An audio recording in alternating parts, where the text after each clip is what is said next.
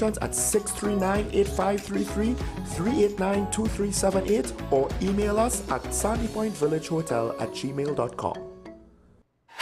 FanZone, your reliable, authentic supplier, has just gotten better. You can now visit our website www.fanzonett.com for your authentic wear and collectibles. The only place where you can use both your Visa debit and credit cards. Visit our website fanzonett.com to make your purchase today. Pastor J, I want to get a tattoo. You really want to me. Respond to me how you would respond to me. The first question I'll ask is why?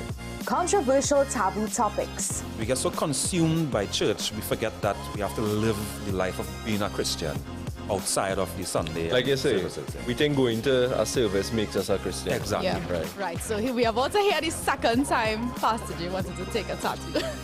Would have been late last year and early this year. Oh gosh. Hope Unfiltered podcast with Pastor J and Ren. We are tackling the hard-hitting topics, some controversial topics, some topics we sweep under the rug. You don't always have to forgive in a relationship for it to move forward. If it is you are in a situation where you forgive the person, but to the detriment of yourself, what are you really doing? It is very uncommon for somebody in the younger age group to have dementia. Atheists don't not believe. Is that I can't disprove God, but you also can't prove God. So we cannot have a stalemate. We'll focus on the woman who's being the victim, right, or the man who's being the victim. We exclude the children. Folks are trying to study the underlying brain mechanism to figure out how does this particular disorder happen in the brain? How is the brain processing this? Don't worry about AI. Worry about humans working with AI. Are you willing to learn new skills to stay relevant for the future job market? That's the challenge that people are going to struggle with.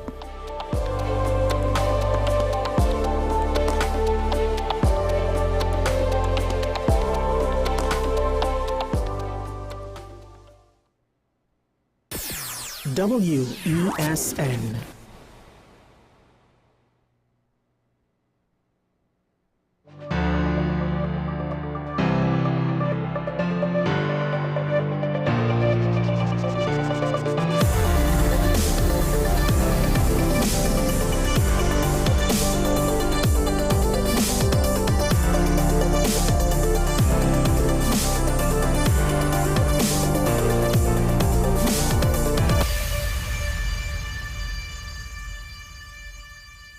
Tell me, do we live in a real place?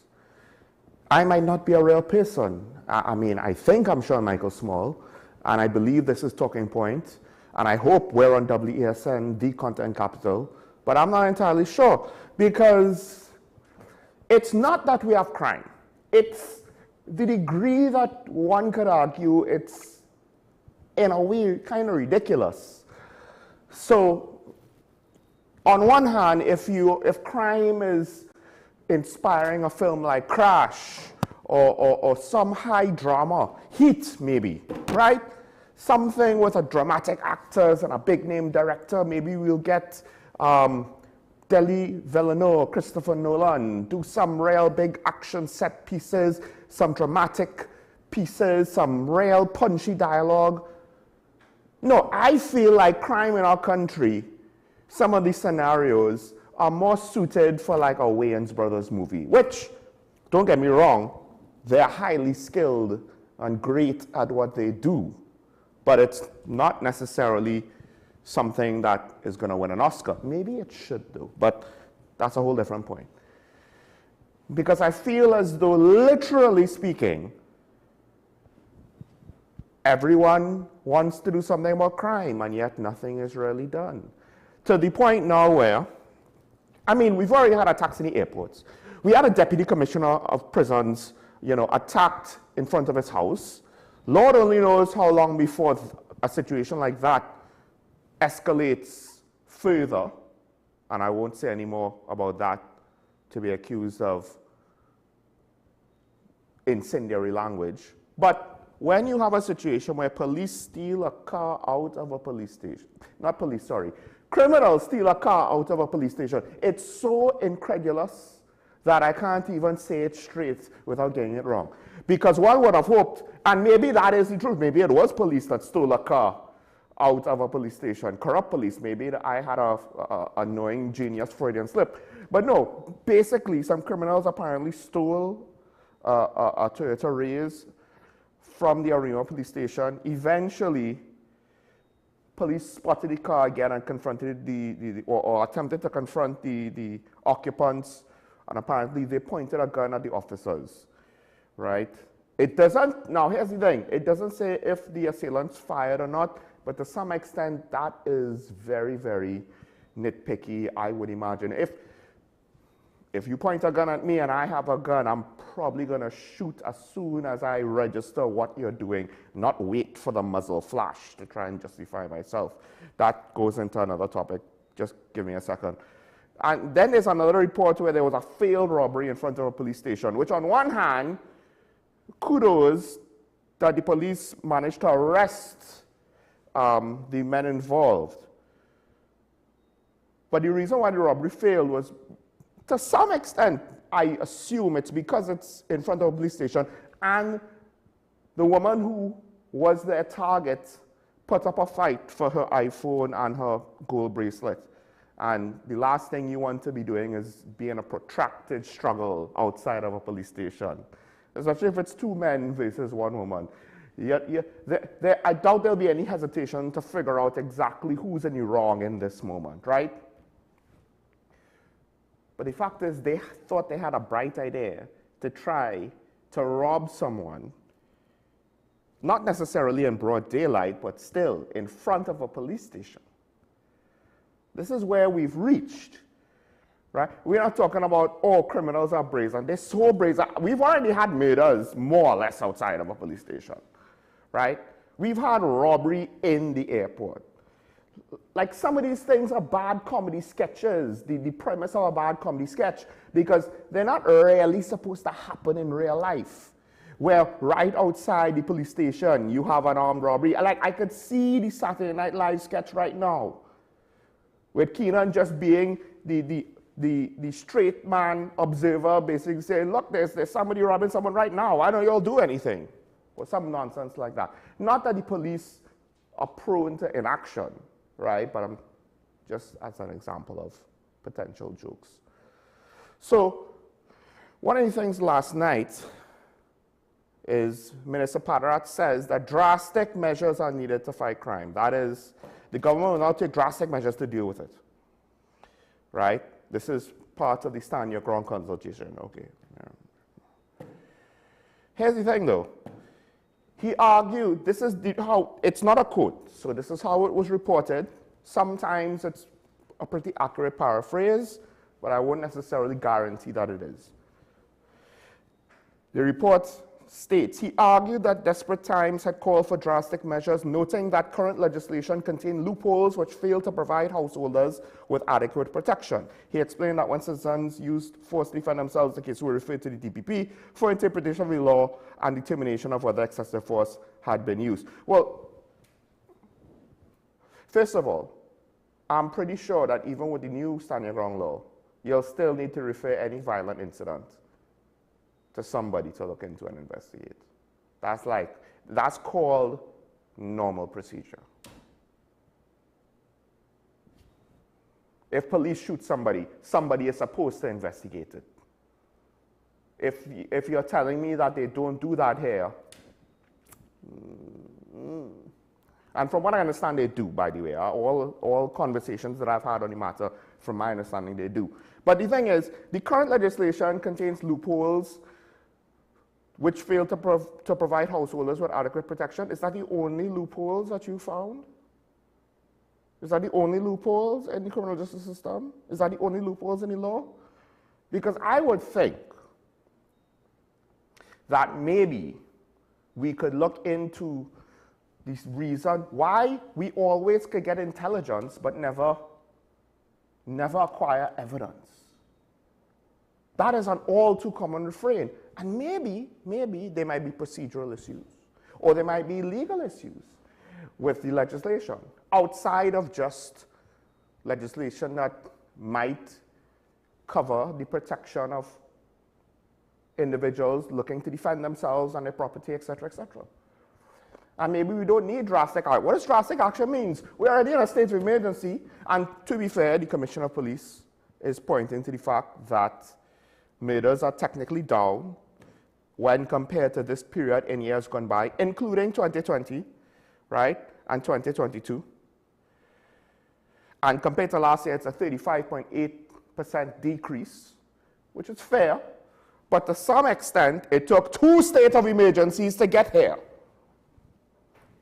And if you're saying that this stand your ground law is somehow going to be the penicillin to our problems, I don't know if I could buy that jive. Because somebody I know was a victim of a robbery just yesterday. They saw someone breaking into a car. The problem is the person doing the breaking in had backup. So we could stand our ground all you want, but when they come into your home, you'll be lucky if it's just one. And at some point, maybe in the past, they might be lone operators, maybe, right? Usually those men don't want confrontation. What will happen? Criminals will adjust. It's an easy adjustment to make. Don't go alone. Go with numbers. First of all, pick out the houses you think don't have guns if you want to avoid that. They'll start to do that. Or they might go after the houses that do have guns. They'll just figure out how to get to you. More importantly, they'll have backup. It'll be 1 against 4. It'll be 1 against 5. Good luck with those odds. Good luck with that. They know just as much as law enforcement knows. The easiest way to subdue someone is with overwhelming force. The difference is they're not always going to use overwhelming force to try to subdue someone and minimize any risk of injury to that person. They might use overwhelming force to eliminate anybody that might be in their way. And then what are we going to do? Are we going to have stand your ground plus plus? Stand your ground 2.0? Are we going to have FULs 2.0? Or they have automatics, so all of a sudden, what, we're going to say citizens eventually are going to need automatics? Because this is the eventual conclusion of the line of thinking. Just giving people handguns and a castle doctrine doesn't really automatically mean that they're safer. They can defend themselves, they could fail defending themselves.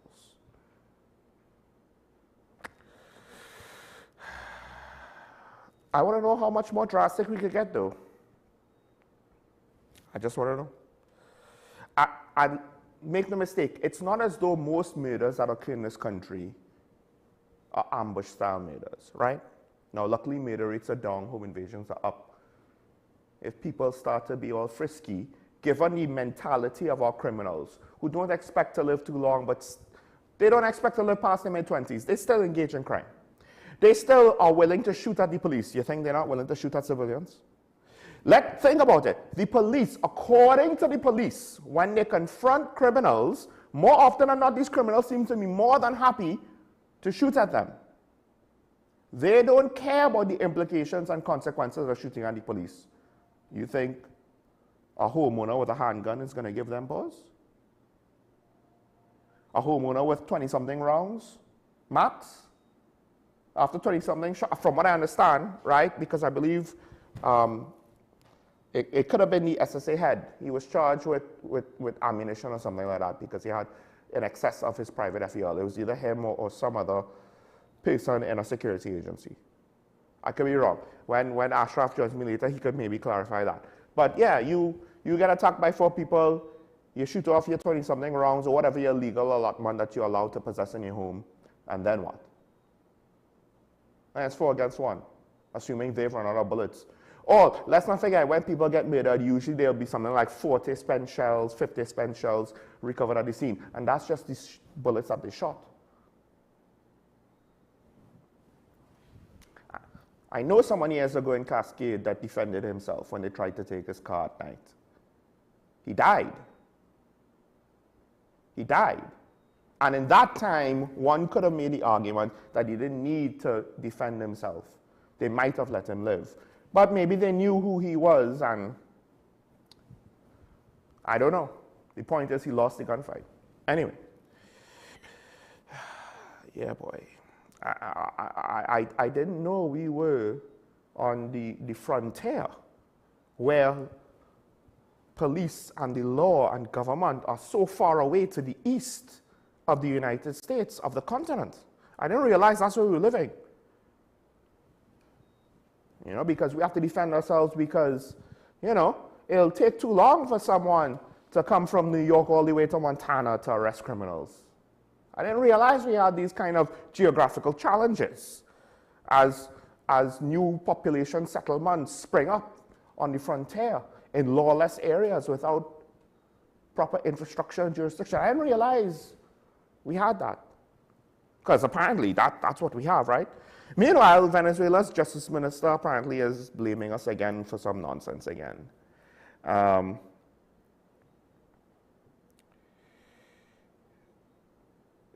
So apparently there was a plot to, let me just see,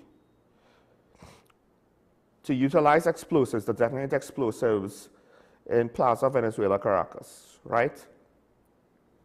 One had plans to escape through Venezuela's western border into Colombia. The other one apparently planned to go to the Sucre state and then, assuming, because the justice minister, I mean, it's a fair assumption, but it's an assumption. I don't know if he understands this or not. I believe it's an assumption. I don't think they have, like, well, it's an illegal crossing. He's not going to have a plane ticket. From Sucre to maybe escape through Trinidad. And he said tomorrow the Prime Minister of Trinidad will say it is a lie, but it is a problem. Listen, I am not saying it's a lie. I don't know why it's Kamala Pisa-Bicesa's problem. That sounds like a Venezuelan problem. If someone had a terror plot in England and escaped through France, is the UK going to say, oh my gosh, France conducted a terrorist organization against us? No. And if that's not the case, it's not like they're trying to totally pin it on us, so I kind of don't understand. What's the point of mentioning us in this nonsense? That's a you problem. Yeah, I understand our borders are porous, but the fact of the matter is they were in your country to do stuff to you because for whatever reason they don't like you. And I don't know if you've noticed, but we really don't have anything to do with that. Now, I don't know if this is some petty political nonsense, right, over trying to maybe express your displeasure that we're not willing to disagree with America right now over the Dragon gas deal because they really want that inflow of revenue. That's still a you problem, right? Trump is a you problem right now. We don't want to make him a we problem. So this is kind of similar to the last situation where at some point, okay, yes, I get it. Our borders are porous. That part, to some extent, is an issue because it's an issue for us. It's not just an issue for our neighbors. But past that, these situations that you call terrorist plots have nothing to do with us. Now, the last time, apparently, there was a Trinidadian involved. Probably he was the boat driver or part of the smuggling or whatever. Again, doesn't make it our national responsibility.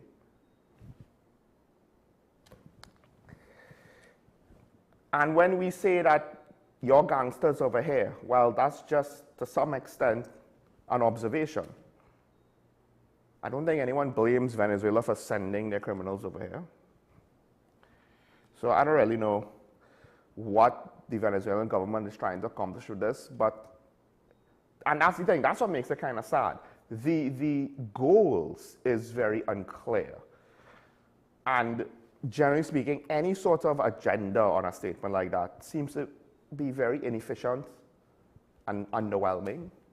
And to be quite honest, there's probably better ways to get whatever effect that they want to get. But again, it's hard to discern because this is kind of stupid. This is kind of amateur hour. This is kind of when you're on a playground and you're trying to cast blame for some inane reason that only a child could care about. But, you know, no one ever accused the Venezuelan government of being mature. The minister says there's no electricity rate hike at this time. I have to apologize. I'll be honest. I knew, of course, that the government owed TNTech about $1 billion every year, give or take, right? It never crossed $2 billion in my mind, and currently it's apparently now $1.5 billion. I believe the report yesterday said $1 billion. I could be wrong. But TNTech owes NGC $7 billion. And I could disagree with a lot of things Minister Parat says and does, but I will not disagree when he says that $7 billion debt, that looks like it was a you problem. That now the UNC government has to fix, to be fair, but still, to some extent, Minister Gonzalez is maybe protesting too much. Because you're trying to say how you're going to deal with a problem, when in reality, you really don't want to highlight the fact that this was an inherited problem, because you don't get $7 billion owed to the NGC in less than 3 months. You don't go from a neutral position or even a minor debt to $7 billion in less than 3 months. You just don't. So this is one of the things, and what I find, and one of the reasons why I doubt that Trinbago is a real place, or maybe just Trinidad, as I would say, Tobago seems to be a bit more solidified in reality with how they operate, right? In what world do you want to draw attention to this situation, right? The PNM are doing things that the UNC did. And I'm just kind of left asking why. When the UNC did it in opposition, they didn't look that good. And I believe that's in part why the PNM was so arrogant. Because as opposition, the UNC wasn't really that great. Let's be real. It's just that, one, when 100,000 voters drop you like a bad habit, that means in this election you were voted out. But to some extent also, Kamala Persad-Bissessar upped her game real fast between the political campaigning, which, to be fair, they did a lot of the groundwork in years before. While the content wasn't necessarily always good, they weren't always wrong either with the criticisms while in opposition. They didn't always have bad messaging while in opposition, but more importantly, they built up their political platform to campaign even before election year. So it was automatic. They were ready to go, while the PNM looked like a set of rank amateurs that didn't know what they were doing, caught with their pants down when they called, or Stuart Young on his own, according to some of the current parliamentarians from the PNM, a snap election that only seemingly took them by surprise, given how unprepared and underwhelming their campaigning was. And this is why I don't understand what is it about, well, when we're in parliament and in opposition or whatever, we'll make the same mistakes that other oppositions have done. And when we're in government, we'll make the same mistakes that other governments have done. I don't get it. I don't understand. How is it that just basic observation skills, hey, whatever they did, let's not do that? How is it lost? I'm not even talking about not doing the corruption. I'm just talking about not doing the silly, dumb stuff publicly. Let's just not do that. So now, Mr. Padrath could literally just point to his predecessor's statements and say, you see what they did? There is a $7 billion debt that we inherited to the NGC from TNTech. You see what they did? They did that. They did that. Who could dispute that? Cutting off your nose to spite your face? I don't understand. Shooting yourself in the foot? I don't get it. And because where was the explanation about that $7 billion in debt before, when you were in charge? You're technically still, to some extent, responsible for it. And I'm not blaming Marvin Gonzalez for this. This is to do with budget. That's Cabinet and the Ministry of Finance, and that was probably out of his hands. I don't know what he advocated for, but it doesn't really matter what, if if he agreed with it or not, I don't think he had the decision-making power in that big budgetary decision. But still, you are associated with it. And more importantly, you're helping to highlight it. Why? I don't know. So apparently there'll be a payment plan for TNTech because they don't want to increase the electricity rates. I could kind of understand that, but I think to some extent there's a little bit of wishful thinking on the UNC here, and I don't know how long it'll last. But they're trying to not be unpopular, as opposed to trying to fix the problem. That's what it looks like to me. Those things sometimes are the same, but not always. If what you're doing, and that's what the PNM did, like I said, let's repeat the mistakes of our predecessors somehow and think it'll work out better for us. That's what it seems like.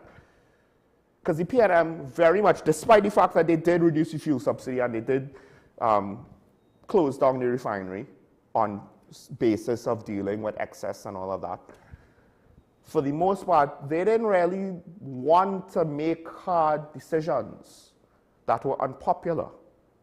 They didn't, right? To some extent, they didn't want any more heat, smoke from the unions. That's what it looked like. And now it seems like the current administration, they also don't want all that smoke from the population of saying, hey, you all need to pay more taxes. Like, PNM did try to institute property tax. If it was done correctly, it might have been a positive, but they didn't do it correctly. Meanwhile, and I'll just say this, how long will the relationship between the unions and the government last? Well, now it looks more likely, not guaranteed, but it looks more likely that the answer to that question is 3 months, because the PSA is threatened to take WASA to the industrial court over what it describes as, quote, clear and direct violation of the registered collective agreement governing promotions and acting appointments.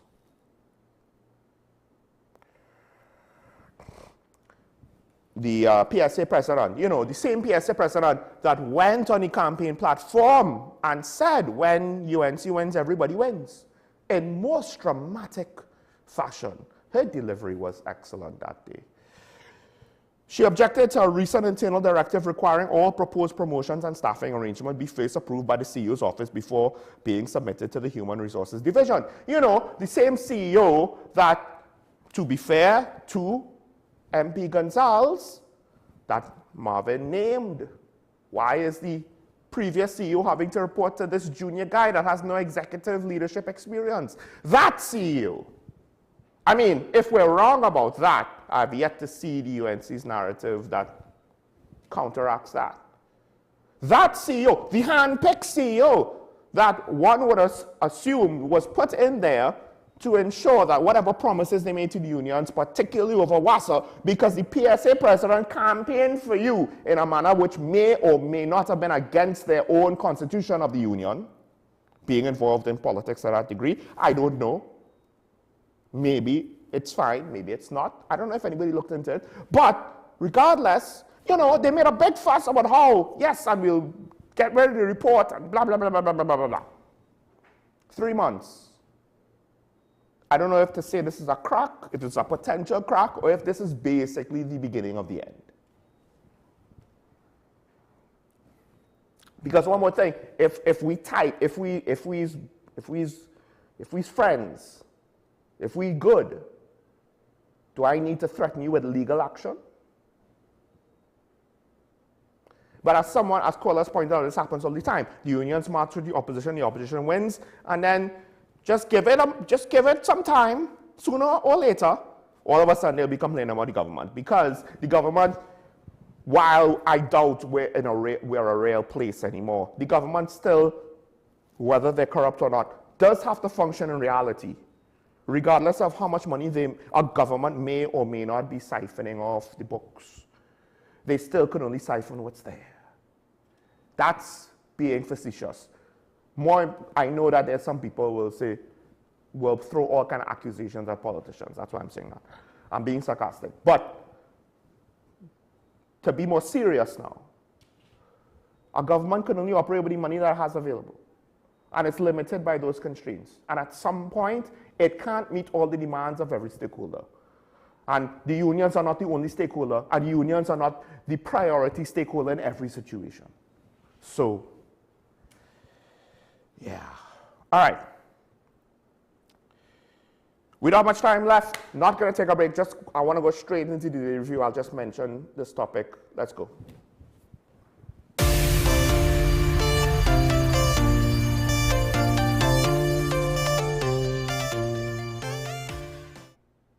Okay, this story has been brewing all week, and I can't let it go without just commenting it on a little bit before we bring in Ashraf. So the long and short is this. We want to clean up CPEP. Why is the cleanup looking like such a mess? Now, Minister Parat says there's no timeline to restart CPEP. Again, when UNC wins, everybody wins, except for workers who depend on CPEP, apparently.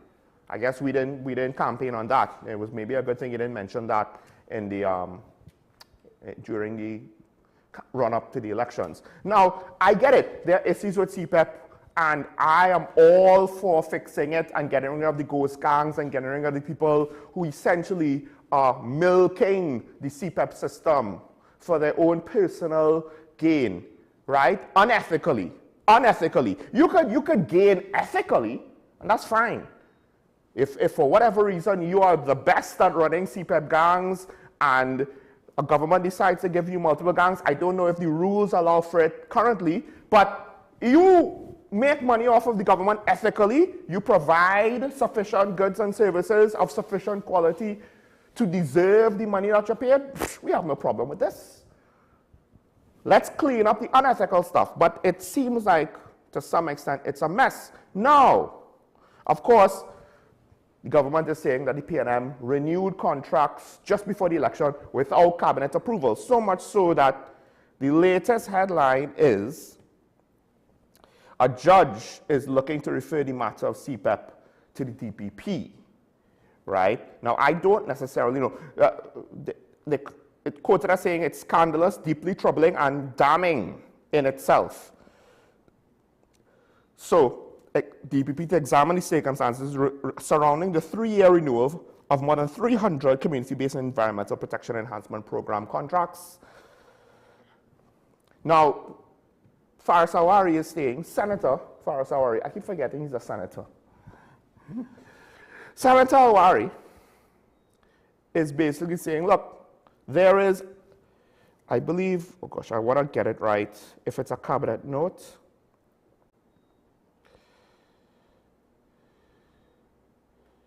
Former Finance Minister Bmobile had said there was a valid and undisturbed 2017 cabinet note from the Ministry of Finance which, among other things, authorizes CPEP to terminate, suspend, and hire contractors. So he's making a claim that, yeah, we have authorization. It was starkly relevant to note that these cabinet decisions and other critical material have not been disclosed in the Eastman proceedings and were therefore not before Madam Justice Mohammed in her deliberations leading to the ruling today. Now, here's the thing. I actually don't doubt that what the government did was, to some extent, legal. I'm not necessarily agreeing with it. Those are two different things. But what the judge said, Senator DPP, Minister Parath, and Senator Awari both said, yes, look into it. Both seem confident that they are right. Here's the long and short, because this is a bit of a mess. And with URP, it's a similar thing, where Ranson is basically saying the PNM was more efficient and was less corrupt with URP than under the UNC because the partnership allegedly spent like twice as much money or the same amount of money in half the time. I'd just like to point out, Mr. Sinanan, less corrupt is still corrupt. Just remember that. Meanwhile, Khadija Jameen promises to reform URP. Well, floods, that's something, all right, I appreciate that. I'll believe it when I see it. I'm not doubting that she could do it, but I am doubting just based on the trend of politicians dealing with things like this in this country, right? It's not anything specific to Minister Amin. It's more the general, that's how things usually goes, and until I see a different narrative, I ain't going to be quick to believe it, no matter who says it. Kamala herself might say it, and I'll still say Kamala, Penelope, Marvin, John Jeremy, I'll still say I'll see it when I believe it. But back on the CPAP thing. So the cleanness of these two situations, I don't know why it's such a mess, where it seems as though one side kind of reveals a little bit of information, then the other side reveals their little bit of information, and you have these dueling narratives. Maybe if you practice transparency and you didn't worry about, not mentioning where you're gonna look in a negative light in this situation, where you don't have to worry about that, where you are just open and above board at all times, then maybe we won't have this tit-for-tat nonsense all the time. Because you won't have any skeletons really in the closet that you need to kind of not refer to and lie by omission as much as possible. But anyway, back to CPAP. The long and short is this. I don't care who's right. I also agree, and I've said this far too often in the last couple of years. Take it to the courts. Let them sort it out and try and get to the truth. Because that's literally like the only thing that functions in certain situations like this, to try to get to the truth. Otherwise, it's just going to be a he said, she said in the media with no resolution. So I am all for taking it to the courts. Both current and former Minister of Public Utilities one is former Minister of Local Government. The other one is Public Utilities. They both seem pretty confident. They were both the former line Minister of CPAP. They both seem pretty confident that they are right in the situation. I'm not even going to pretend to bother to care to try to figure out who may be more right, or there's a greater possibility that they're right, or they have greater possibility they're less corrupt, or forget with that. Since everybody agrees, let's take it to the court, take it to the court. Take it to the court and let it be ventilated. Because I'm sick of, hey, but what about this? But let's not talk about that. Let's not mention these things that make me look bad. Let's only mention the things that makes the other side look bad. I'm sick of it. I'm sick of it. And then these yahoos will come in a press conference, shed crocodile tears and say, we will always strive to bring back decency, transparency, and ethics in government. We are better than them because we are we and they are the wicked, whatever, blah, blah, blah, so on and so on, in one of my ears and out the other because I've heard it all the time. Doesn't mean anything at this point. Until you prove to be better, I'm not going to assume that you're better. I'll just judge you based on what you do, and I'll wait to see if the other shoe drops.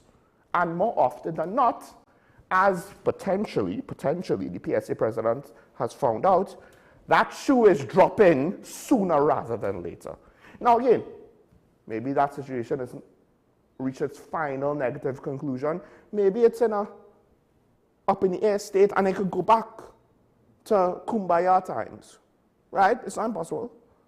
But you know what? I'm fed up of this CPAP thing, being a political football, when the reality is probably somewhere in the middle. And by somewhere in the middle, I mean everybody that says, well, both sides more or less exploited it, because it's two sides of the same coin. Yeah. Current crop of politicians not really doing a good job trying to disprove the theory that there are two sides of the same coin, because they sound the same, right? They sound the same. If it looks like a duck and it quacks like a duck and it walks like a duck, it's a duck. Well, they sound the same. They move the same. They just changed, the roles were just reversed in the election, that's all. Let's take a break. When we come back, we'll welcome the retired inspector, Ashraf Ali. Stay tuned.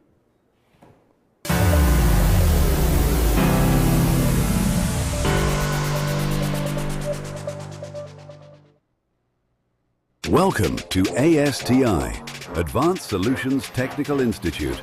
We offer hands-on training in drone technology, fiber optics, hybrid, security, business support, and more.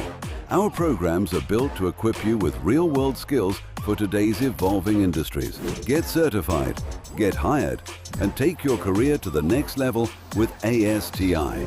Call 778-2135 or email info@astitnt.com. ASTI, where learning meets opportunity.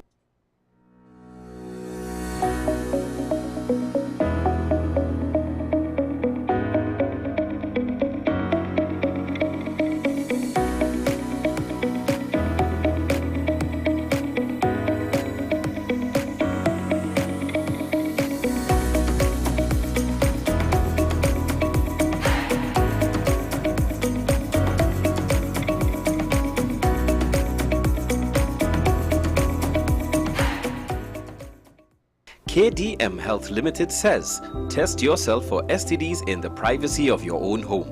Our self-help test kits for all STDs are available at our wholesale office in Chaguanas. Call 283-1423. Visit our website at www.kdmhealtht.com or email us at kdmhealthlimited@gmail.com to place your orders. Available at all health institutions and pharmacies. Contact us for a free list of products and prices. I am Dr. Delphina Ovid, your friendly neighborhood dentist. At Community Hospital Dental Clinic, we offer examinations which include x-rays, basic oral cancer screening, and a treatment plan. We also offer cleanings, fillings, extractions, root canal treatment, and complete and partial dentures. Remember, you don't have to brush and floss all your teeth, just the ones you want to keep. Give us a call at 235-5479. The Community Hospital of Seventh-day Adventist, where good private health care is affordable. If these walls could talk, they'd cry uncle. They didn't plan to become offices or yoga studios. But they've stood by us, even when we got a little stir-crazy. For that, they deserve some thanks. They deserve Benjamin Moore. Struggling with heart health or frequent migraines? Discover the simple steps to reclaim your energy and vitality. We're diving into a topic that affects about 422 million people around the world: diabetes. Tune into Wellness Unlocked, the series that delivers expert advice, practical tips, and inspiring stories to help you take control of your health and well-being. Your health matters. Don't miss Wellness Unlocked. Watch now on WESN and take the first step toward better health.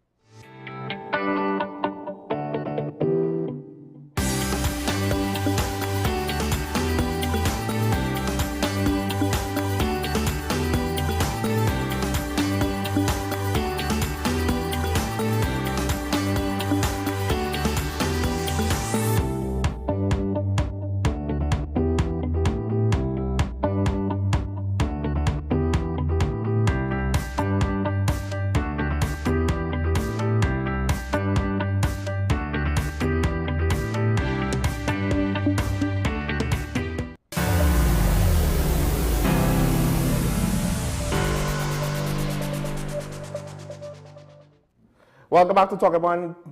This is Talking Point. Sean Michael Small, joined by retired Inspector Ashraf Ali. Unfortunate casualty to the whole one of many promotion issues with our national security services. Welcome Good back. morning, Sean. Good morning, Sean. No, because I believe, because of various other topics, it kind of came up secondary and been pointed out. But at the end of the day, you know, if there wasn't promotion issues, the TTPS would have retained your services for a few more years. Possibility exists. Possibilities. Technically, it still exists, but I'm not holding my breath because, yeah, bureaucracy and public service tends to not be a thing that is described with the word speed.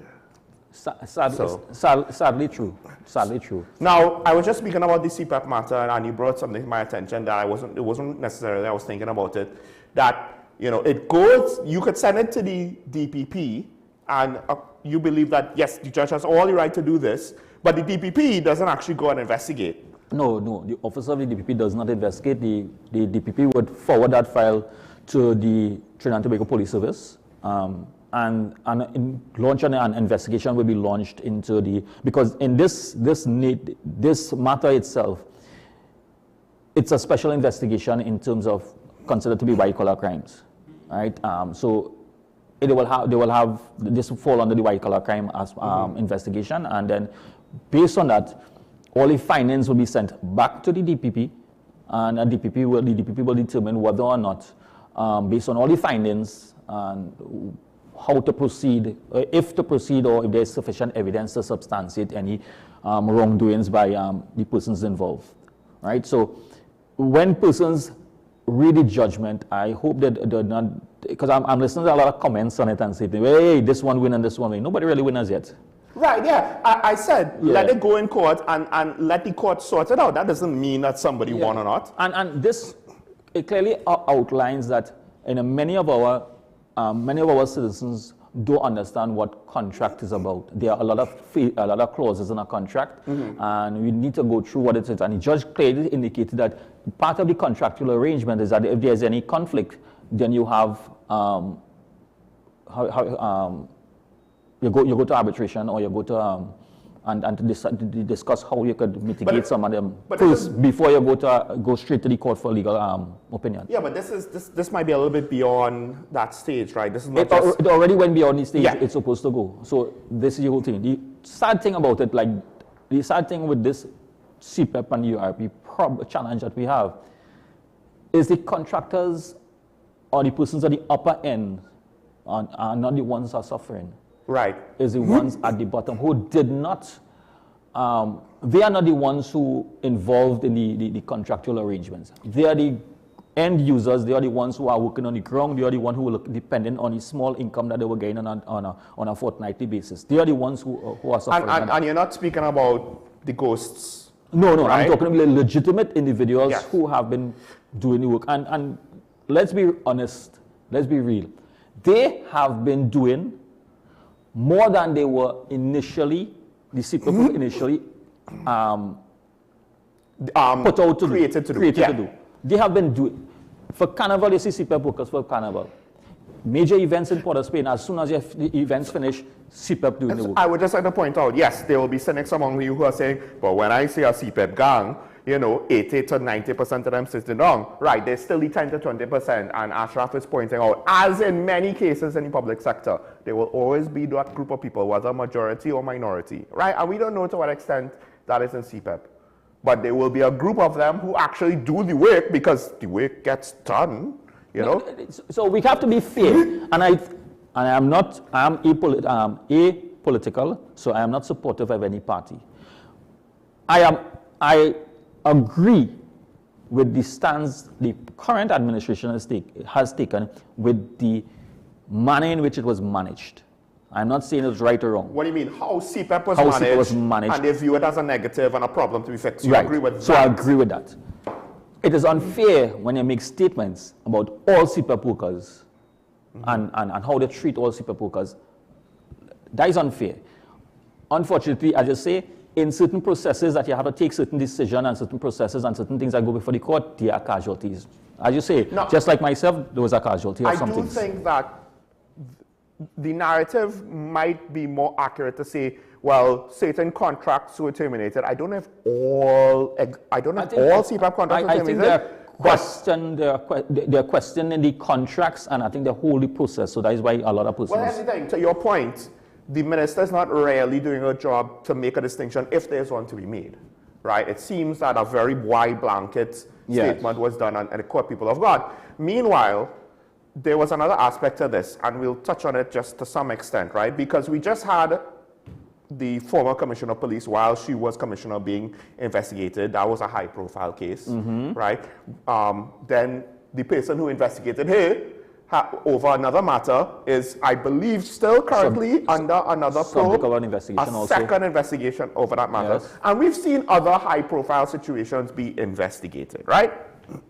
The Paria situation was technically investigated after the commissioner inquiry was done. So I don't know how the timing of that may have hampered the investigation. But more often than not, I would argue, and I've said this before, and we were talking about this before we came back, we don't really see resolutions to cases like these.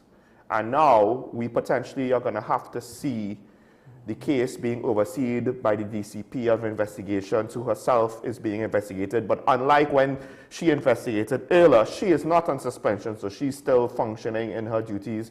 And it's just one of those things where you could just imagine what the conspiracy theorists are going to pull out of their hats, and it's just going to sound like a mess. And who knows what the narrative is going to turn into, because they will have a field day if we don't get a resolution, and history kind of suggests we're probably not. So like I said, when you're dealing with a crisis and crisis management, we are in a crisis management. National security is in a crisis management situation. Whether we agree with it or not, and from the crisis management situation, when I say national security, I am including the judiciary as well for these concern purposes. We have too many matters before the court, and not because of the tardiness of the court that matters are not being dealt with all alone. So you can't blame it on the courts alone. Yes. There are challenges with presenting the evidence, and the persons who have laid those charges attending and ensuring that the due process takes place in a timely manner. So we have challenges across the board. You have defense lawyers, and I'm not blaming them, so don't feel like they have to have anything against any defense lawyers, but they have a duty to their client, whether or not we believe that they are right or wrong. I am saying that is their profession. They have a duty to their clients like their oath. The system requires them to do it. So they have a duty towards their clients in a professional manner.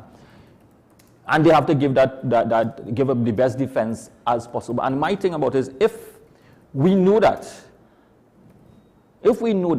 then you make sure you dot your I's and cross your T's, because if you're trying to get rid of it, they have no defense to come forward to, then we could cover all the defenses for persons to be get their conviction. Now look at the situation, and now the national security is in a crisis situation, but I think the prison service is much more critical than what is taking place. You now told me something that happened probably while I was either driving on air. So I saw that the previous or the last standing acting commissioner of prisons was sent on leave. Someone else is acting in front of him. Fair enough. That's an administration decision, and I'm not commenting on that. But the timing of it, though. However, is the situation in the prisons going to be fixed overnight? It is not. Mm-hmm. The environment is poor. The circumstances of the individuals who are on remand still remains the same. The issues that the association is presenting still remains constant. So are we solving the problem, or are we addressing the problem? It will take some time. And I'm saying this I am actually sorry for this administration, because they don't have any time.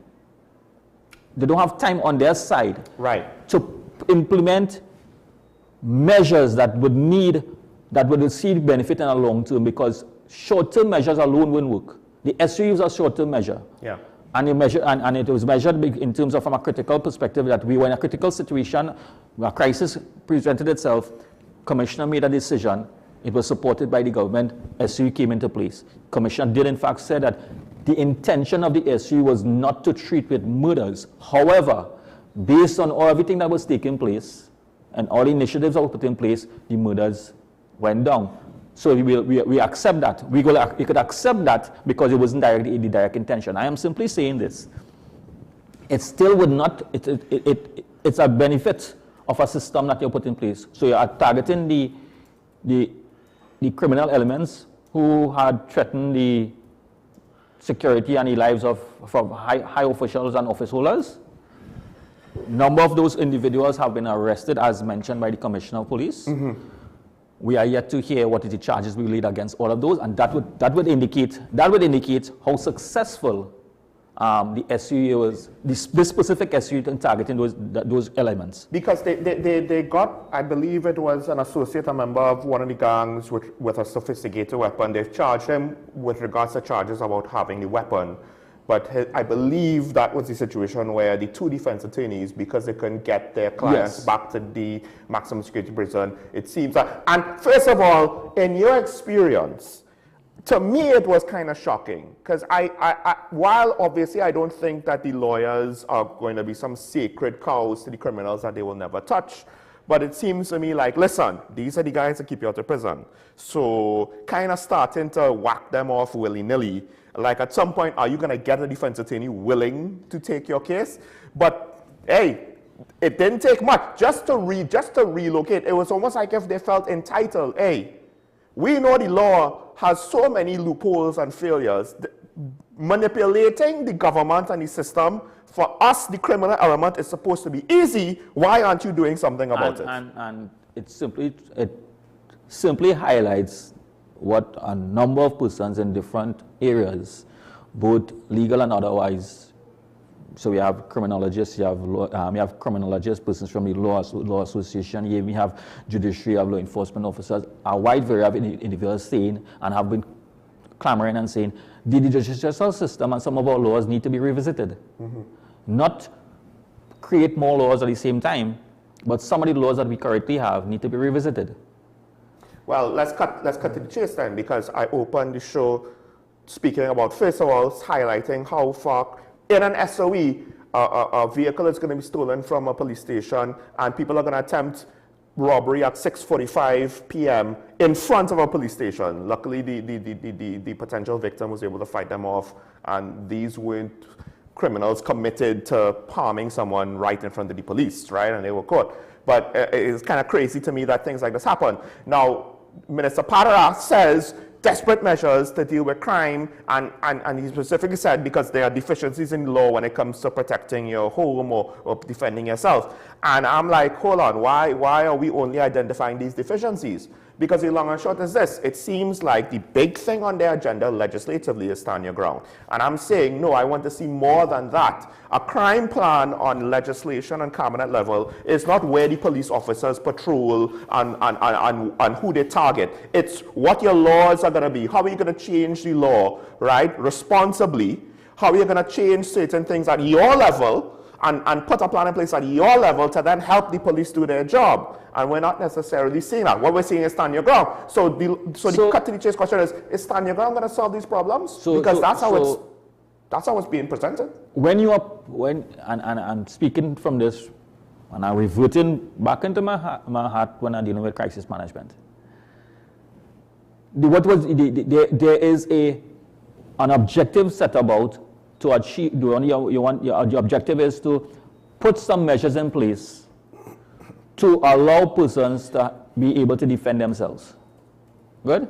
Because there's some loophole with the current legislation when it comes to the trespass and the Trespass Act and everything else. Right?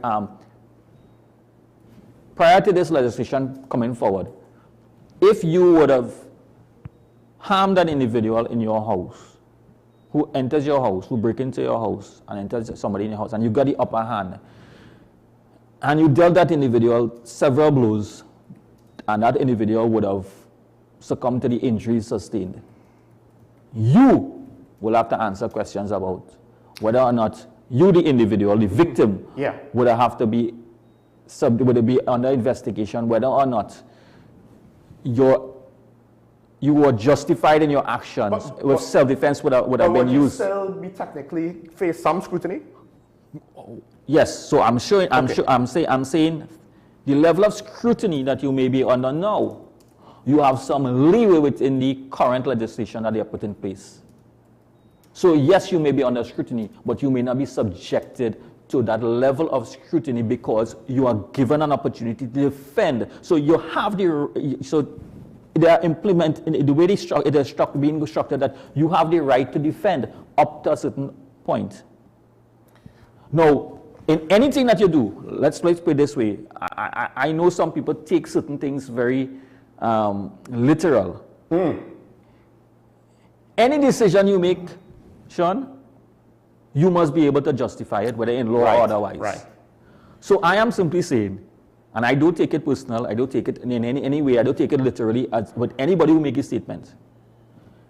If someone enters your property, you discharge your firearm, the person was injured, was run away wherever the person was injured, and you discharge your weapon in the heat of the moment, adrenaline is kicking, I'm talking the average citizen, you still have to answer some questions. Yeah. You still have to give an account of how that situation presented itself, what actions you took, and why you took those actions.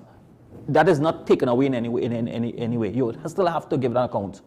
So the law is not taking that away from you. I think Karen didn't say this on air. We were potentially going to speak about it, but the law and short was Minister Stage. He was kind of speaking like a lawyer.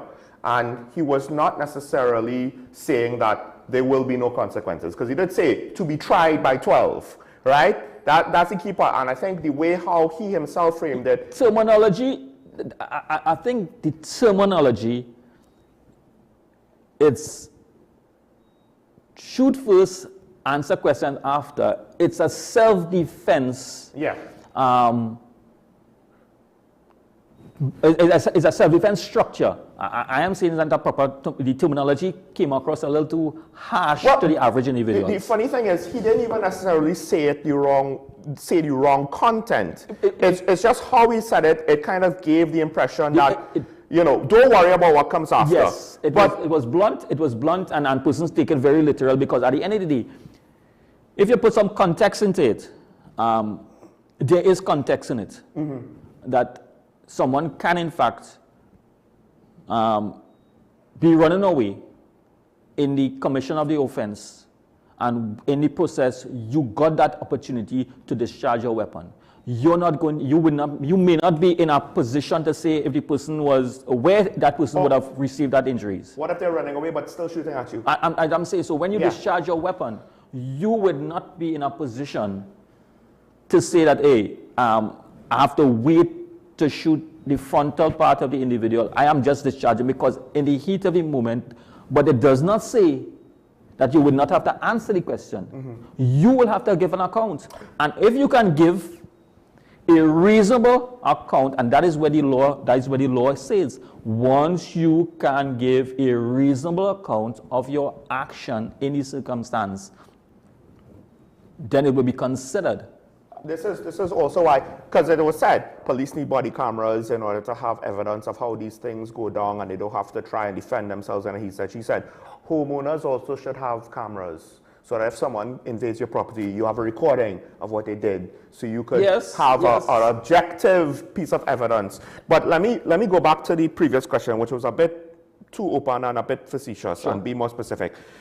Stand your ground is probably, to be fair, meant to try to meet a specific need. But the criminal justice system has far more needs than just that alone. And is it then fair to say, I am disappointed that we're not even hearing anything about what might be coming legislatively? Ain't talking again. The commissioner could have his crime plans secret all he wants, but we need to see how they're going to improve things. This is my personal opinion, not that of the government or my former organization. Well, you're retired. I'm retired. So this is my just personal opinion. You're wearing no party colors. Yes, true. There's no teal party. Right. So my personal opinion is that I think this particular legislation is long overdue in the context that sorry, let me rephrase, not the legislation itself, the contents of a legislation of this nature, right, is long overdue, because there has been a cry for persons to defend themselves, an opportunity to defend themselves, and when they're defending themselves, why they are being treated as victims. I think... You mean as perpetrators? Yes, sorry, as perpetrators, right. I apologize. Yeah, as perpetrators. And there was no clear distinction as to where, and even in this document, I have listened to some of the town meetings that was aired on social media and things, and some of the questions people asking, specific questions. What can I do that is, how you should say, reasonable? And there's no action. There's no list of actions that is considered to be reasonable. Reasonable is so subjective that whatever action that you take, when you go before the courts, it will be judged. It's not saying that you're right, it's not saying that you're wrong. It's just simply saying that you took an action that in your opinion was reasonable enough for you to take based on the current situation. No two situations will be the same, and no two persons may act the same.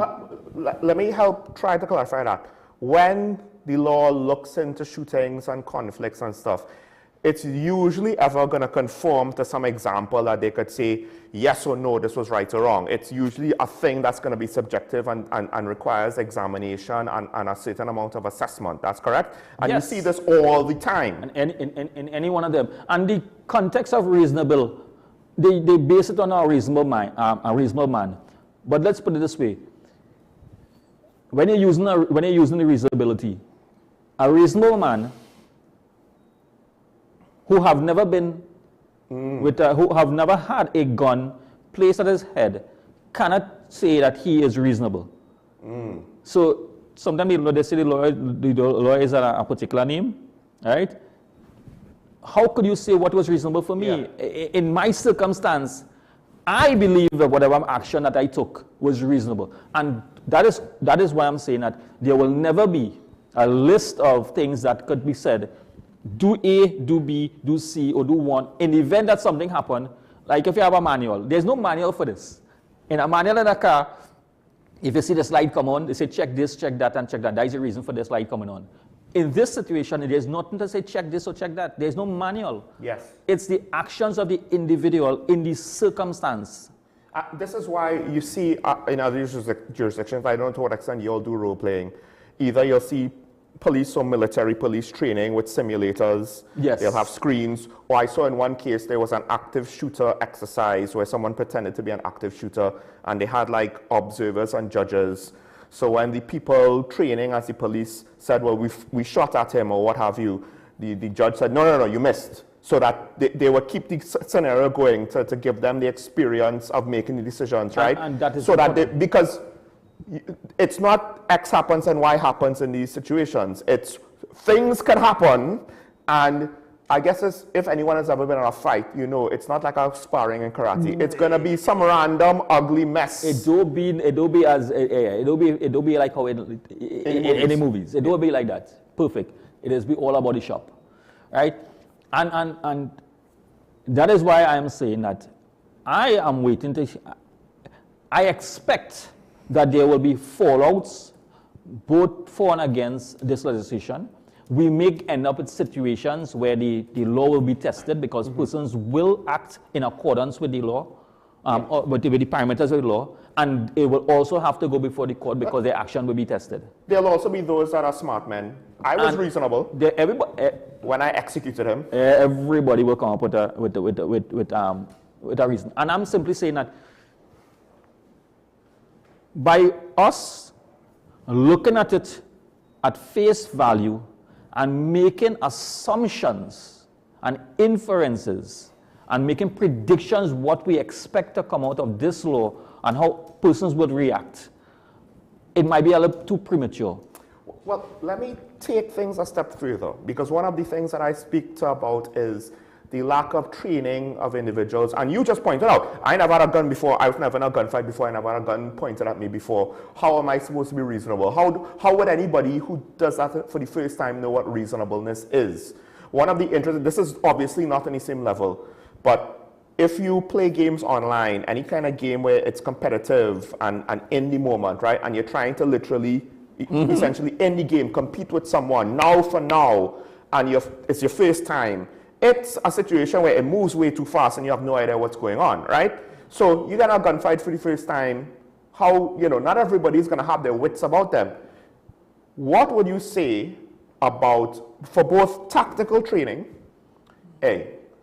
this is how you defend yourself, right? This is how you can defend yourself, but also legal training to try to help both not just know how to defend yourself, but also know how to be appropriate when defending yourself. It's a judgment, but still, some kind of training for civilians that get FULs.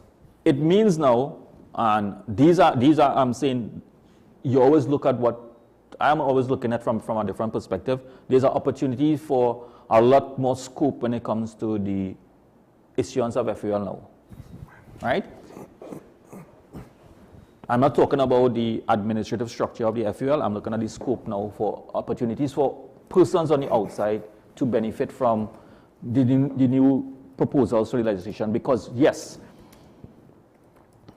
you have firearm dealers who are legitimate firearm dealers, right? Who have a history and a sound history in this aspect of it. I ain't talking about nobody just start up tomorrow, right? Because I hear the legislation and I want to start up. I'm talking about reputable organized firearm dealers with experience would in fact have that opportunity to expose and want to expose some of their clientele and other clientele in some of those aspects. There's an opportunity for another space to be training. That's another avenue. But I'm not thinking about firearms training, huh? No. Because it actually is, regardless of whether you have a firearm or not, it's to understand. No, so I'm going into two phases. Right. First phase would have been those individuals to do not the tactical, but the hand use and the understanding the use of the firearm on a regular basis, shooting and getting familiar with your weapon and familiarizing yourself with the type of weapon that you choose to purchase, right? The do's and don'ts of that weapon. There's also another aspect of it that we don't consider. It is not about purchasing the weapon alone and the use of handling the weapon. It's now another discussion about keeping that weapon on you while you're in the public spaces or in and around family. There's a different discussion. There's a do's and don'ts of how you carry about yourself, how you conduct yourself, where you can go, where you can't go. I ain't talking legal. We're talking legal as yet. I'm talking about just the everyday use of a firearm, because that level of responsibility that you have with this weapon, carrying this weapon with you, you have to worry about if the weapon gets into the wrong hands, it could be used against you. It could be used against, it could lose it, you could lose the weapon, and if you lose that weapon, it could go into the hands of somebody else to commit another crime. Or in a child. And it can be it could be used by a child. Unfortunate situation, someone could end up dying. There are a lot of possibilities, a lot of circumstances, but so you have to be familiar with that weapon from that perspective. Then we come to the aspect of it now. In the event that you need to use the weapon in defense, what does the standard wrong legislation give to me? What does the laws say and how I can operate with it? Because it's not to say that because you have a weapon, you could just go anywhere in the street and say, I can discharge my weapon because I have standard wrong. No, there's guidelines for it. There's the laws. 1601, the offense of 1601, where it states that if you discharge a weapon in a public space, it's still an offense. 40 meters of a road, it is still an offense. How that would be equated into the standard ground legislation, because majority of our houses are within the vicinity of a road. How it's going to work together, we will have to see when it is put out. Also certain things like what you all had to tell me. You can't just give your gun to your teenage child to put in the house. And there's another aspect of it about the legal aspect, the legal perspective of if you are the FUL holder and someone in your home and something is happening in the home and you can't get to the weapon, if someone else in the home takes that firearm and uses that firearm, what is the legal ramification towards? So there's a lot of conversation, and I think this is the foundation for further conversation after the legislation. If the legislation is passed, right, I don't want to predict it, right, based on all the consultation, because there are a lot of questions still to be answered. So there's an opportunity for persons from the legal perspective, for and against, to bring arguments. Law enforcement will also have their role to play in terms of educating the public. Firearm dealers, for trading, you must have additional training. Then you have two different types of trading. You have for personal use, and then you have tactical use. It's two different training. Some persons who have personal use may want to do tactical training because they may get in a situation that they want to advance the training to a tactical training.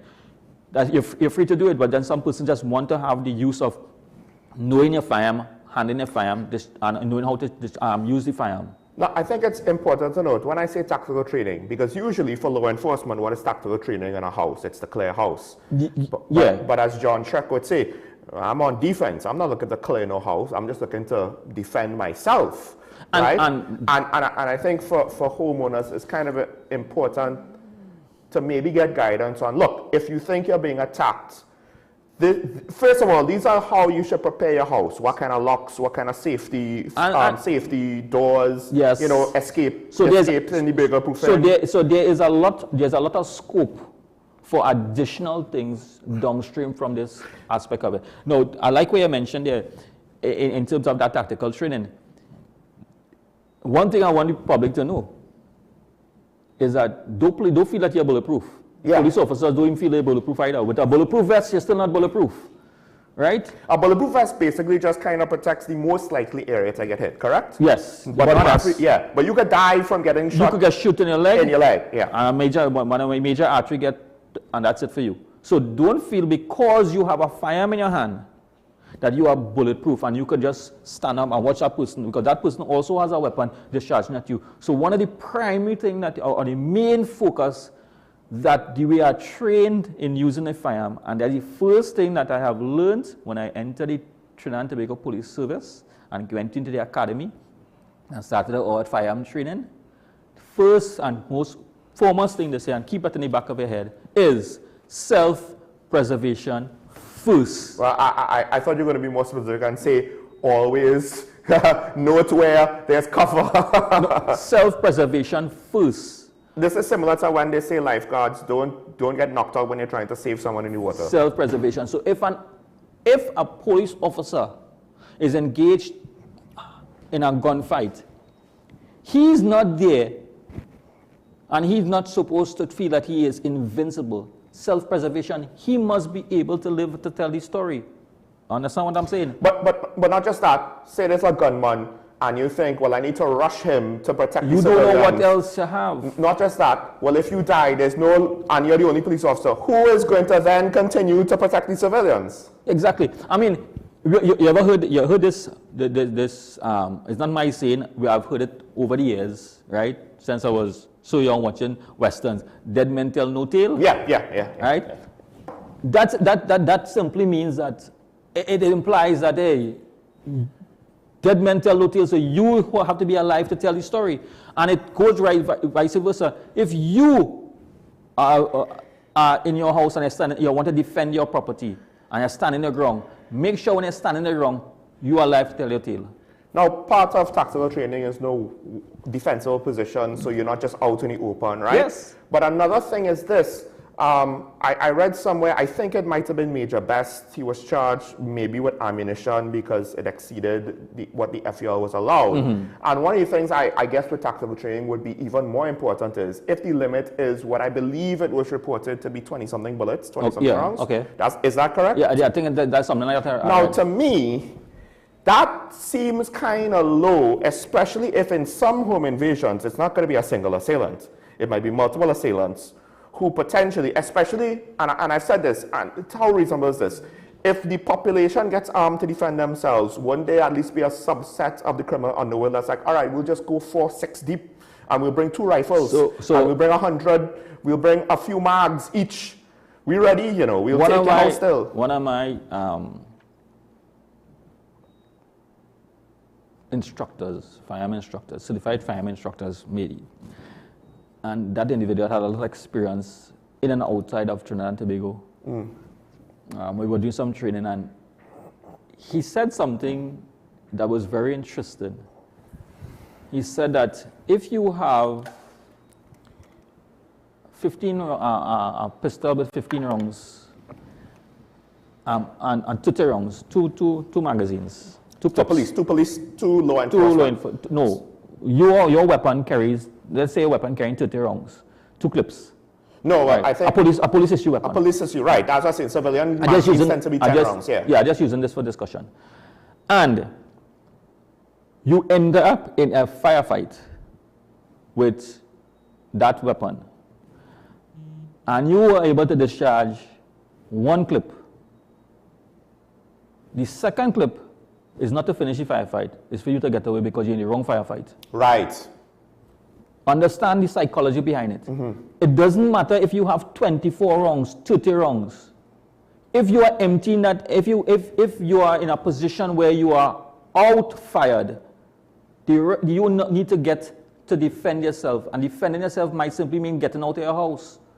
Because you can't win that firefight, you're overpowered. So the whole concept of self-preservation is very important. So I don't want anybody feeling that because the standing ground means that I had to stand my ground. That's a good point. It means that I have to stand my ground to the detriment of myself. No, it does not say that. It means that I have the opportunity to defend myself. But if standing the ground means that standing my ground means I defending myself and getting out of the firing line, that is what it means to be. Self-preservation is it had to be self-preservation first. If I can't get the opportunity to discharge my weapon, the only opportunity I have is a fire of 2 or 3 and get my family out of the house. That is what you're supposed to be doing. And that's part of it too, right? Part of self-defense of your house against home invasion is to kind of not have to try and scramble in your brain any moment, but kind of figure out beforehand and then have the capacity to execute. Hey, if they attack the house, what are we going to do? If they come from the back, do we go out from the front? Kids, you all need to go to this neighbor or that neighbor or run to this spot. So this is the conversation that being held. In my opinion, I think some of the conversation are slanted towards one direction about firearms alone. Well, not just that, and to use it, and to use. The Prime Minister said famously, empty the clip. Yes, no, but I don't want. It's not meant to literally be the literal. This is the best thing to do. Yes, so I don't want to comment on that had a lot of controversial issues. My opinion. They said empty the matic, I think. It's a kind of. It was a loaded statement. It was a charged statement. Let me leave that. We don't have matics. We don't have matics. Let me leave that one there. But the aspect of the conversation is basically. Specific conversation is that it is not different from disaster management.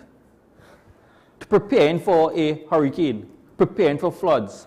Are you not putting your house? So you have to prepare for home invasion. It's just the actual details are very different. Consider yourself preparing for home invasion. Yesterday, in our neighborhood, there were 2 individuals who attempted to invade a home. Yesterday, in all that rain. Fortunately for us in the area, there we have a neighborhood WhatsApp group. Messages came on the group. We communicated with the police. So thanks to the St. Joseph police, they responded very timely, right? I mean, sometimes they're saying they don't, but yes, they responded very timely, and I very appreciate for the officers who came from St. Joseph. But like I keep telling everybody, if you don't have a community plan or some measure in place to seek your... Now, I don't know all my neighbors personally, but we're in a neighborhood. Yeah. And we're in a group. Yes. I don't have to be your friend knocking glass with you on a regular basis. We are all together in a neighborhood. And if some messages come out and say, listen, somebody is trying to break into the house, whatever assistance you could assist. Now, I'm not going to run into the house. I don't know the circumstances in it. I'm not on active duty. I'm not going to say, hey, I'm going to play hero. Right? Because that can make it worse. It could make worse. It could make it worse because, right? So, but I still assisted by observing certain things and sharing information as to what we observing and everything like that, right? I just had a funny thought because sometimes you have a conflict with your neighbors. So it might actually be better that you don't try to get to know all your neighbors. Well, there's your pros and cons. But there's your pros and cons. So we have to understand that, listen, stand your ground legislation is in the making. Later, it may or may not be, and more than likely, it will become part of the law. How do we prepare for this law and prepare our citizens in dealing with it? Well, I want to take it 2 steps beyond because Minister Padrath again spoke about desperate measures, strong language, right? And then he used that to kind of speak about the stand your ground situation, kind of acknowledging that yes, to some extent, allowing citizens to use more violence is not necessarily something that's just an easy thing to do willy-nilly, right? But I do wonder if, okay, but we're already in an SOE, after an SOE, and you're bringing this up, and, I don't know if you're going to get enough guns in the citizens' hands able to use it, or there's a whole host of ways why this is not necessarily going to change things too much, right? It might give people more peace of mind, but it might not actually change the crime statistics at the end of the day. So the question is, what might come next? Because there's also, you could be assaulted and robbed in the streets, right? You could be attacked with automatic weapons in your home. Do we see, usually when there's a situation of conflict, defense will kind of have to do things to catch up to the offense or the criminals in this case, right?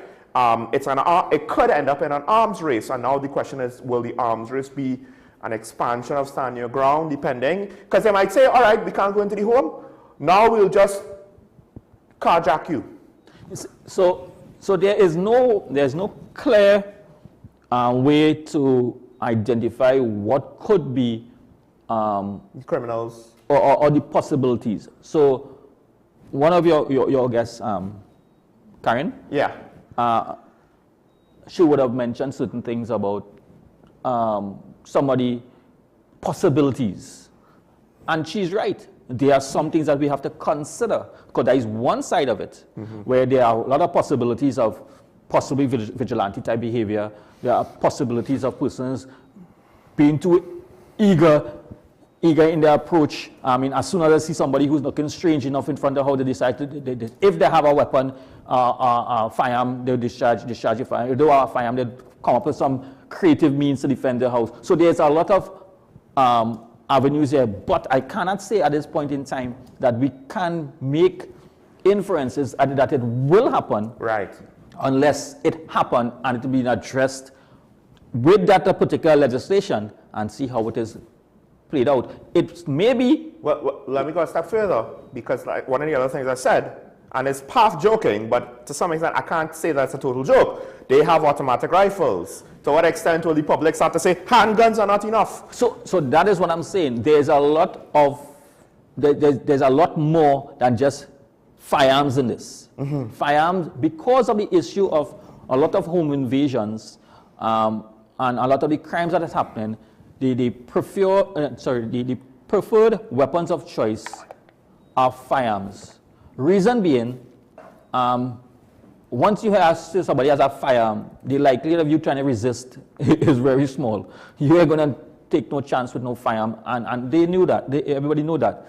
So if and when there is a consideration of the type of weapons that is allowed in the hands of the civilians, whether or not they will be allowed to have anything beyond the legal limit that we currently have, whether automatic may be a consideration. Well, that have to be discussed later on.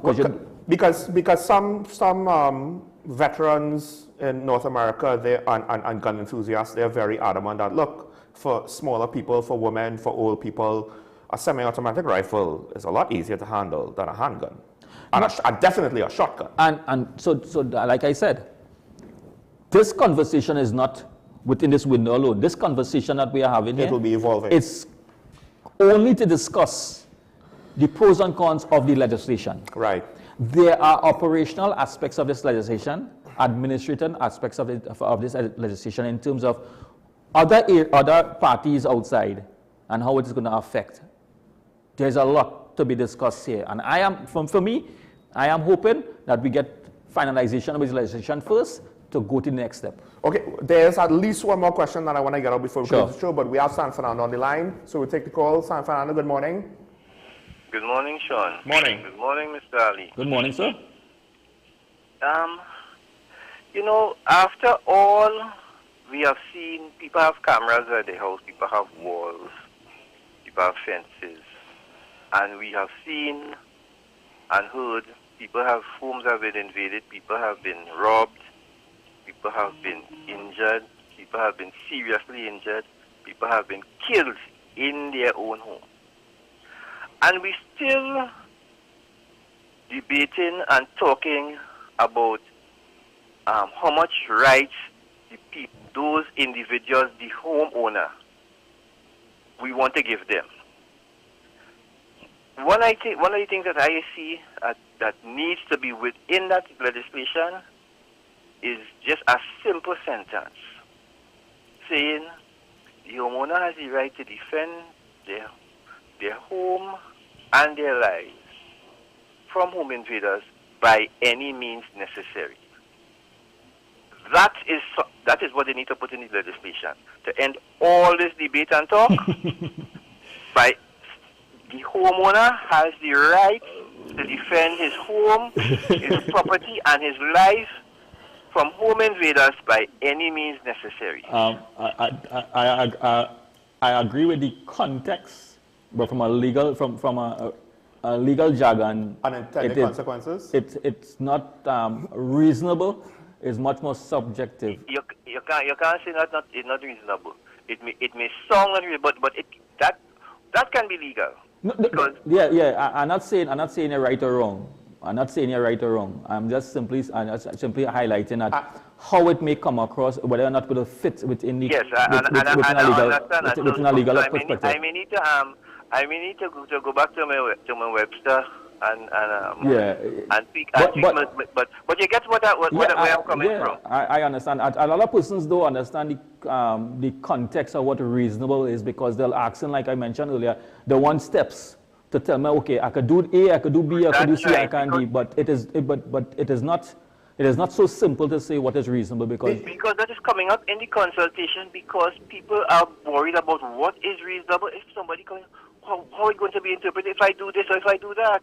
So like I was mentioning to Sean, and I think this is important now, it means that now further educating of our citizenry when it comes to the legal aspects of our laws, some of the contents of our laws and how it is written and what it implies, because really and truly not many persons understand those type of jargons unless you are within the legal or part of the legal fraternity. And this is highlighting that, so I think it's a positive now where persons who within that area could start to now discuss some of these issues and bring out to the public in public forums and consultations as to what is considered to be. Now, I heard you and somebody callers are asking for specifics, but honestly speaking, there is no way that they could give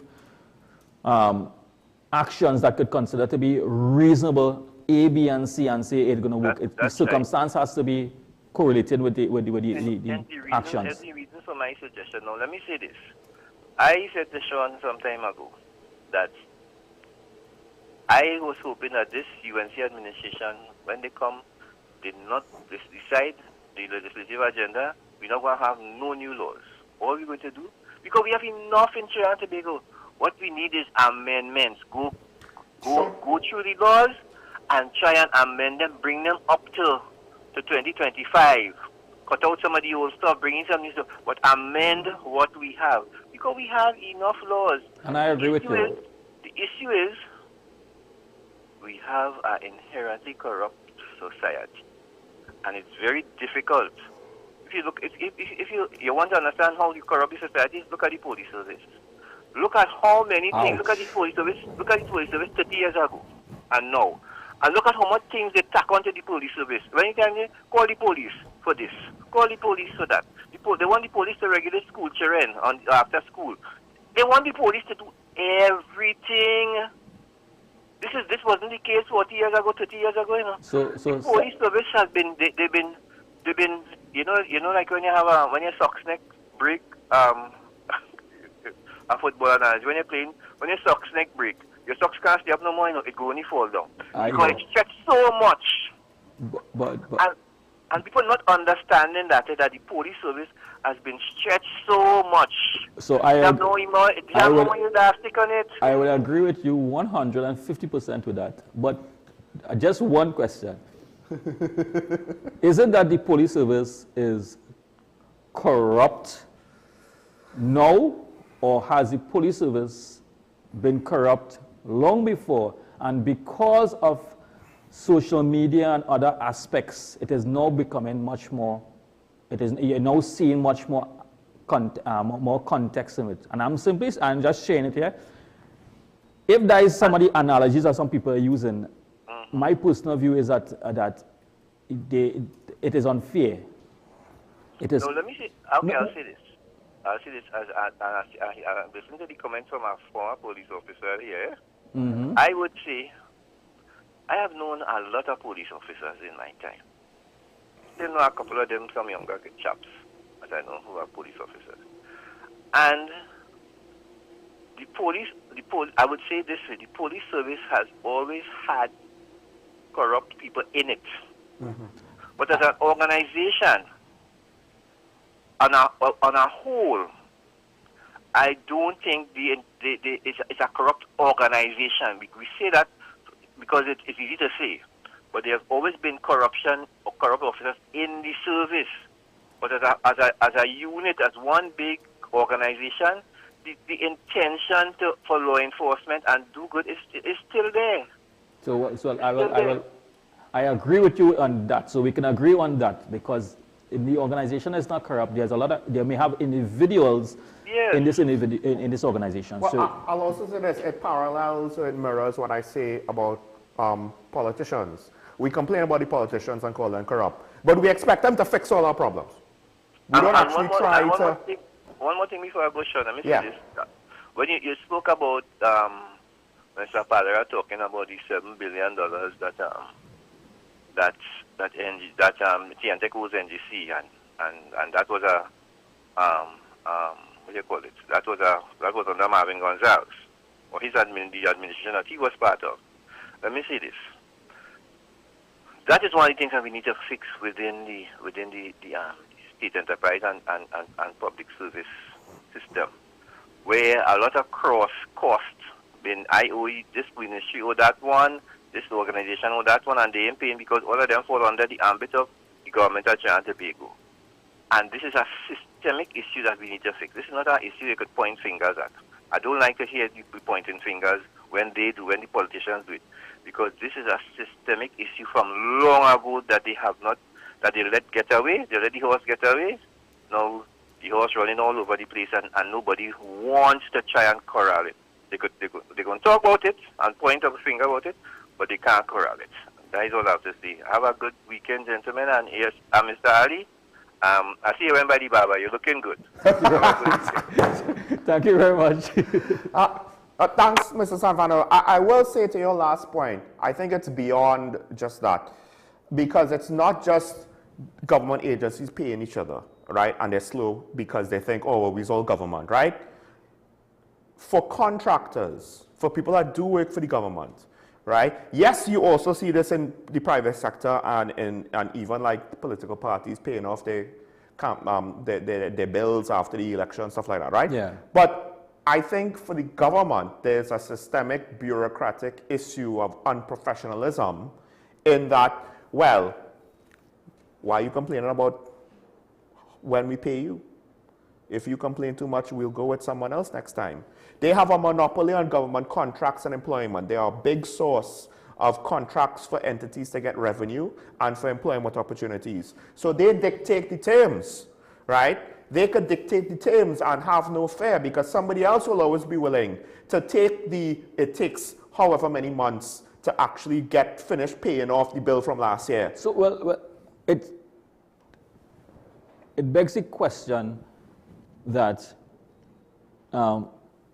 I've been hearing over and over, that we have an issue with management of our organizations, because I cannot,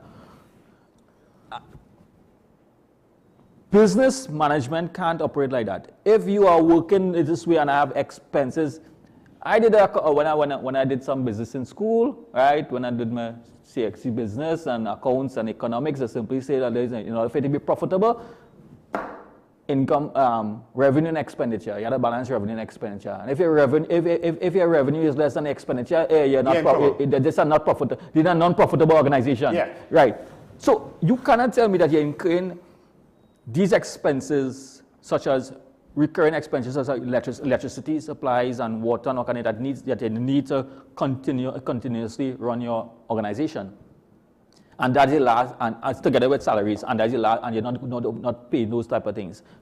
Is where's your priority in paying? Now, if you don't pay, let's say you have 100,000 in light bill, and you pay 50% of that in your first, your 100,000 still gonna add up in the next because there's a amount you're recurring. So every time your shortfall keep on it. That is basic business. So, but we keep not trying to balance that by simply saying, trying to pay, because we're saying what? That is state enterprises, we don't want to pay.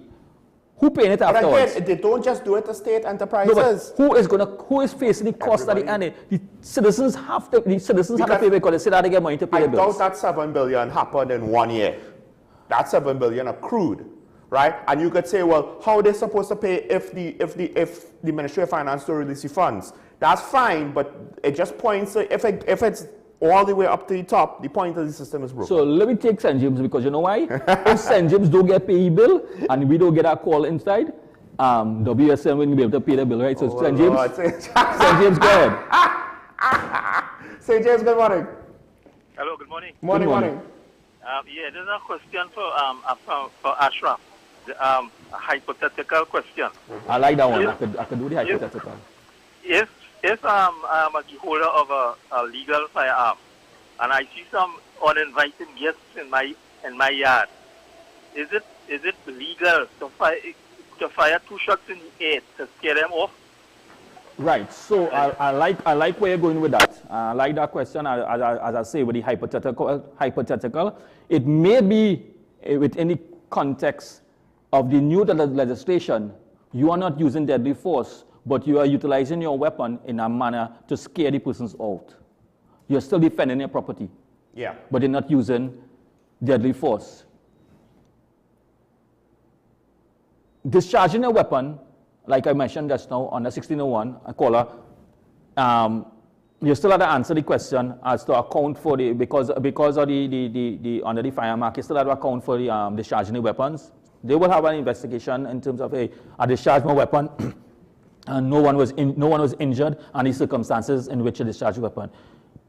Before, it may have been, currently, it might be a little more cumbersome. And the type of investigation, you might feel that you should not have done it X, Y, and Z, and how it is you are being treated in the investigation. The current legislation may give you a little more leeway when the final documentation comes out and say, well, okay, in that circumstance, you are justified or reasonable because at the end of the day, you made a preemptive action to avoid those individuals actually coming back into your property. But I think we kind of spoke about this maybe last week, right? Even just doing warning shots has many variables, and it's not like you could just say, well, it's not a box you could tick. I do warning shots, everything is fine, because the bullets have to land somewhere. And so it may be in that circumstance. When we were talking about drones, yes, and people shooting at drones. So in this circumstance here, even though you discharge 2 weapons, you discharge 2 rounds, as the caller indicated, it is not a free pass. In the sense that, okay, right, you discharge 2 weapons, no problem. Fair enough. You have a firearm, you have a certain amount. You discharge a weapon, the police will be involved because, and in the context of hypothetical, sometimes we do not know that you may not have. He didn't say if he fired in the direction of the individuals, but he said he shoot 2 in the air. Who knows? Somebody could, right, and hypothetically be injured also. At some innocent person could have been injured in that whole situation. The likelihood of it might be very low, but at the end of the day, there must always still be an investigation, right? May not be prolonged, might just be an investigation to understand the circumstances. And like I said, so people shouldn't be afraid of acting. This legislation should not allow, should give persons the opportunity to take the necessary actions, as they call it in San Fernando. I want to quote him for a while now, right? San Fernando say, to use anything within his means, and I would say what is reasonable. But I will say this, and even for warning shots, tactical training might help, because not only do you have to, okay, shoot up in the air, it could land and hit somebody, right? Okay, you shoot it in the general area of the criminals, you shoot to miss, but what's in your backfield? It could go through someone else's window and hit somebody, right? So, you shoot it towards the ground, depending on what the ground is, if it's concrete or whatever, it could skip off the ground. It could ricochet and hit somebody. To the point where there was a situation in the United States where a woman died of mysterious circumstances. Eventually, they found a small bullet hole in the back of her head. They couldn't figure out who shot her because there was no eyewitness accounts of anybody on the road. She was driving. But we have it in Trinidad too. All right, there was no eyewitness accounts of anybody on the road discharging a firearm. There was no sound of a gunshot. There was a police officer who was actually behind the victim. He didn't hear a gunshot. So it baffled the investigation. Eventually, they figured out that a guy was on the water and he was just randomly discharging his weapon into the water, right? And it ricocheted and hit the girl. It was so far away that you couldn't even hear the gunshot, right? He didn't intend to hit her, right? He was just kind of on his boat, and he wanted to discharge a round for whatever reason, right? But it ricocheted and it killed her. So a warning shot is not an, you know, even that you might need training to say how to do it. So that is where the opportunity now, like I mentioned, firearm holders and persons who deal with firearms on a regular basis, where education as to these circumstances, because a number of persons have weapons, and if you ask them any question about a firearm, they know nothing, no. Yeah. They don't know about ricochets, shooting a weapon in air, what could happen in projectile. Yeah, who would think it could ricochet off the water? There are a lot of circumstances that is unpredictable in each circumstance. And for discussion purpose, what could consider to be unreasonable? Someone enters your property, and on the way, the person's run out of your property, and you get the upper hand by jumping in your vehicle, and run and drive behind those individuals and run them down on the road. Could that be considered to be reasonable? Mm-mm. From the average from the conversation we have in here, when you listen to a scenario of that nature, somebody could say, hey, that is not reasonable. That is it could consider to be premeditation or something like that. You can't use self-defense in that context, right? Because the type of force that they're going to use might be not equating. No, we're out of time. I have two questions I want to ask quick. First of all, technically speaking, semi-automatic rifles, I don't believe are prohibited, right? It's just that I doubt that the commissioner will sign off on you buying them. Is that no? It is considered prohibited and only authorized persons for semi-automatic rifles. Because I thought it was automatic weapons are prohibited. No, well, what is semi-automatic? Because even when the sniper rifle situation, that shotguns are like AR-15s, technically, there are rifles that don't have an automatic or even a base function, right? Semi-automatics. So when the sniper rifle thing came up, one of the controversies was the fact that it wasn't covered under prohibited weapons. No, it wasn't covered under prohibited. So technically speaking, there is an avenue by which, if the public really wanted it, and I'm not saying it's a good idea, it might be a very horrible idea because over-penetration is a thing. But there are shotguns that is automatic. With that too. Yeah, but those I assume would be prohibited because they're automatic. Right. They are semi-automatic shotguns. The thing is, shotguns for certain people might be actually harder to use than a rifle. Like a M4 AR-15 kind of deal. Now the last thing I wanted to ask was this. And yes, by any means necessary, could have unintended consequences. But I'm not going to delve into that. I understand where Mr. Sanfana is coming from. There is some practical point there. But I will say this. You mentioned earlier, speaking about the issues with the legal system, right? They tend to compound each other. So like the situation with remand, the situation with how long it goes to trial, one affects the other. Yes. The trial length affects remand, the remand affects other aspects, right? One of the things is, can the slow trial situation affect those situations in stand your ground that kind of test the legislation and have to go to court? Because there'll be some. But the flip side to that is perhaps what you were saying earlier, some of the greater leeway and the less stringent explanation or investigation requirements could maybe also mitigate some of that to some degree? Well, yeah, because I mean, based on certain circumstances, among other matters, when they send for advice to DPP could say proceed, or there's no evidence to continue, or the person acted within the. They will give a judgment to say, okay, so that would just.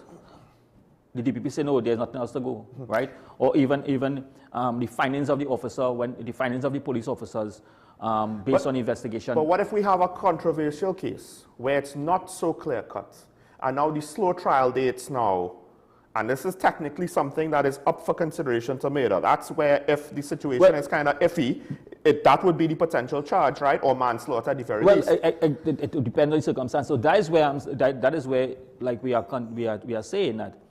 It is not one aspect of it. Mm-hmm. There is a cascading effect, and each system hinges on each other for efficiency of the whole system. The reason I say that is in part for the stand your ground laws to work as intended. Ironically speaking, it would behoove the government to try to fix the long trial dates, because some of these you don't want someone having to be in court 10 years later on a self-defense case, right? Exactly.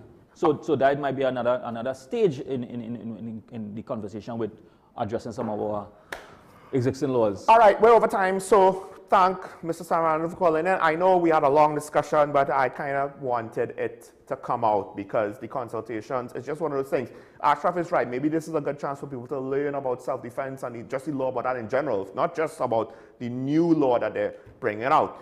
So with that said, have a great weekend, folks. Stay safe out there because crime, as much as they say murders are down, crime is very much on the table. If they're going to do it in front of a police station, you can't just assume that you're going to be safe. Take all the protective measures that you can and be careful out there. Remember your allegiance to each other and to the Republic. If you see someone in need of help, try and help responsibly. That's all I'll say about that. It's complicated, I know, right? Never forget, it's nice to be nice, right? Even if someone looks suspicious, don't outright be rude to them. That might just make the situation worse. Do everything you can so that we could see each other on Monday. Bye-bye.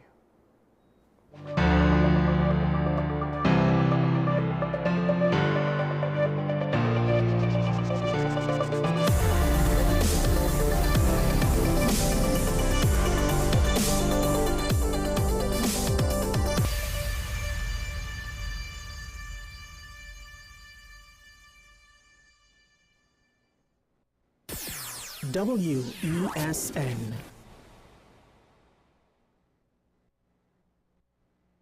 Welcome to ASTI, Advanced Solutions Technical Institute. We offer hands-on training in drone technology, fiber optics, hybrid, security, business support, and more. Our programs are built to equip you with real-world skills for today's evolving industries. Get certified, get hired, and take your career to the next level with ASTI.